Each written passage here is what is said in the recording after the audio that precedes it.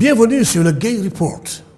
Comme partout ailleurs dans le monde, il est clair que dans notre pays aussi, les actions et les décisions de la génération vivante affectent fortement les générations futures. Et c'est valable pour les comportements sociaux des leaders.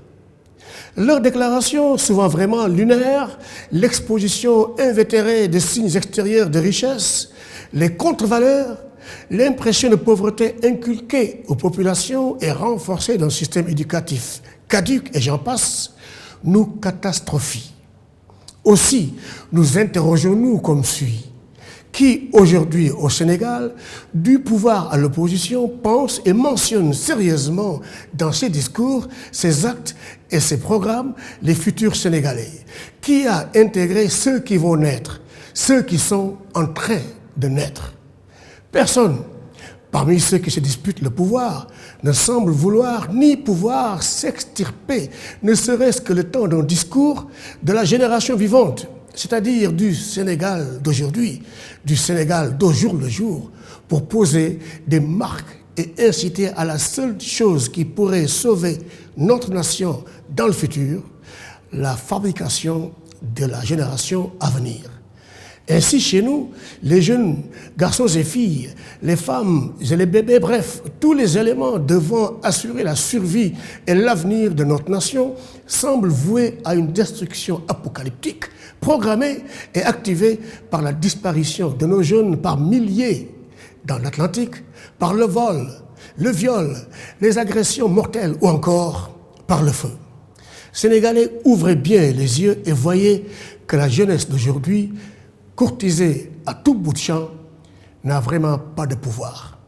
On lui a offert l'illusion d'un pouvoir qui, évanescent, s'envole dès que les grilles du palais présidentiel se referment derrière le nouveau locataire. Et la galère recommence avec ses lamentations, ses complaintes, ses désespoirs, pendant 2 mandats, ou moins encore.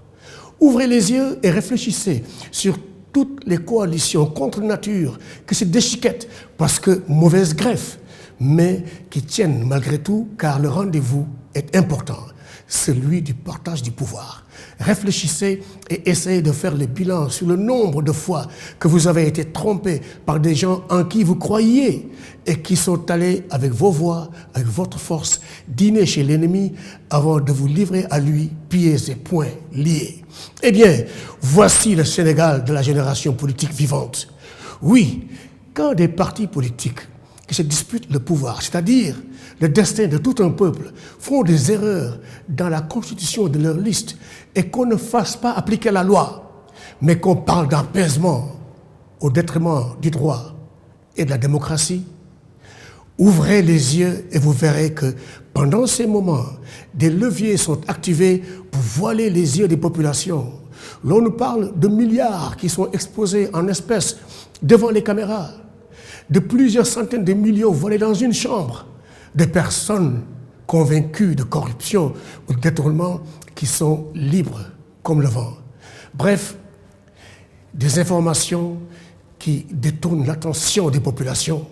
Voilà pourquoi il ne peut y avoir de place ni de temps pour préparer la génération future.